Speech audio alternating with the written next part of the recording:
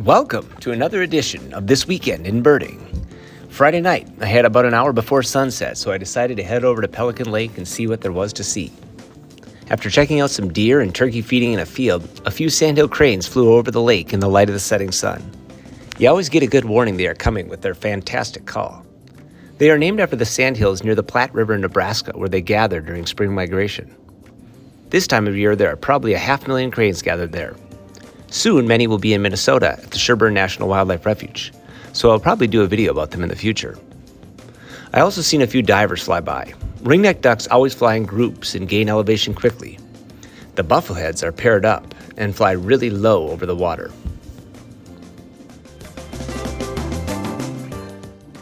I spend most of my time watching beavers, who are very busy this time of year. There are some culverts where a flowage goes out of the lake. Beavers are attracted to the sound of running water, so this is an easy spot to find them. I started a couple that were on land and they slipped in the water before I could get a picture. They can stay underwater for up to 20 minutes. I saw one swimming back and forth with sticks. It was fun watching him use his tail as a rudder. They usually live in groups of 5 or 6 and can often build a watertight dam in just 24 hours.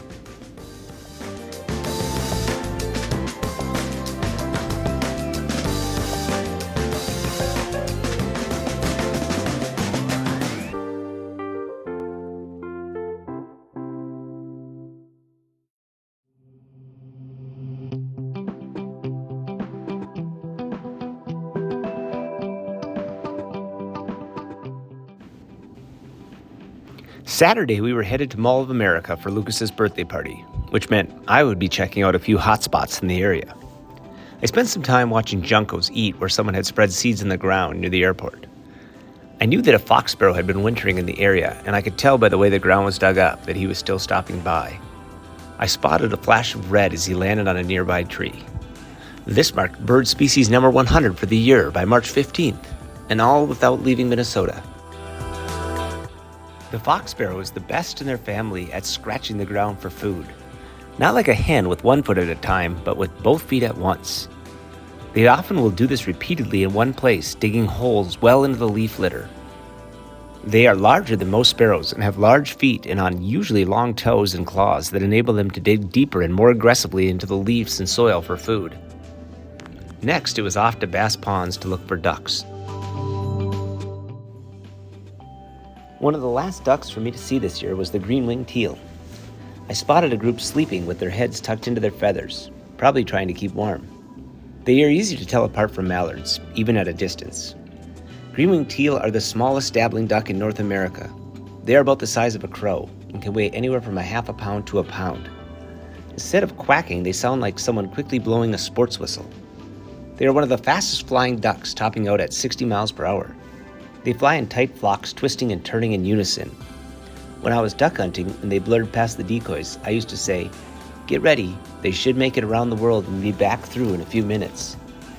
They have some of the most elaborate mating dances of all ducks, with fancy swimming, head bobbing, raising out of the water, and vocalizing. Hopefully I can get a video of this routine sometime. Green-winged teal have closely spaced comb-like structures on their bill called lamella.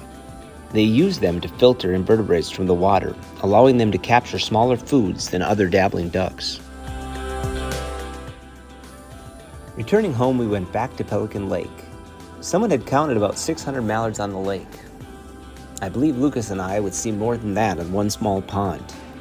Tried to sneak up on ducks when we scared up a rooster pheasant that about gave us a heart attack. You can see that I wasn't able to get that close to the pond before the explosion of mallards started happening.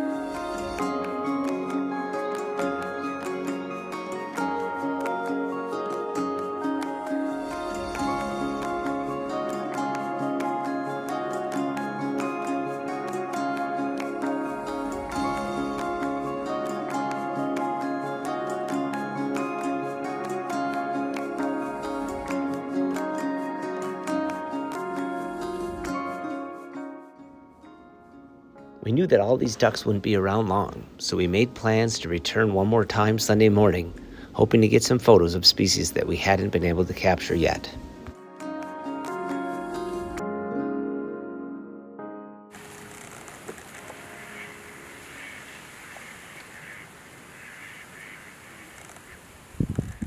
Dabbling ducks enjoy the shallow waters of flooded fields and marshes.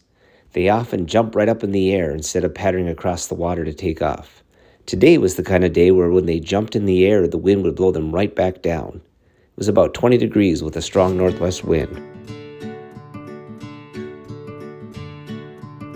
Besides mallards, another dabbler who tips upright to feed is the northern pintail. All of my years of Where's Waldo practice helped me pick out the few pintail hiding in this flock of huddled mallards.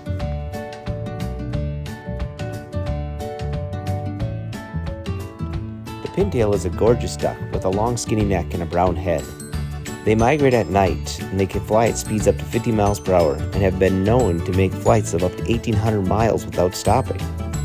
They want to be one of the first to get to nesting sites and to get breeding as soon as ice gets out. Many of them will make it as far north as Canada's Northwest Territory. They really just started showing up this week.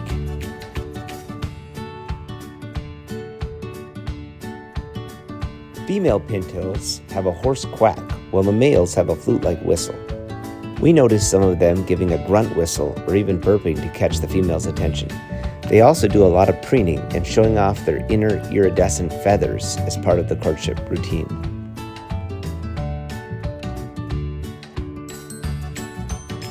The cold weather and strong winds did not dampen their spirits. They were active the whole time we watched, and we were able to get many great shots of the at least 4 pairs of pintail that were mixed in with this large flock of mallards.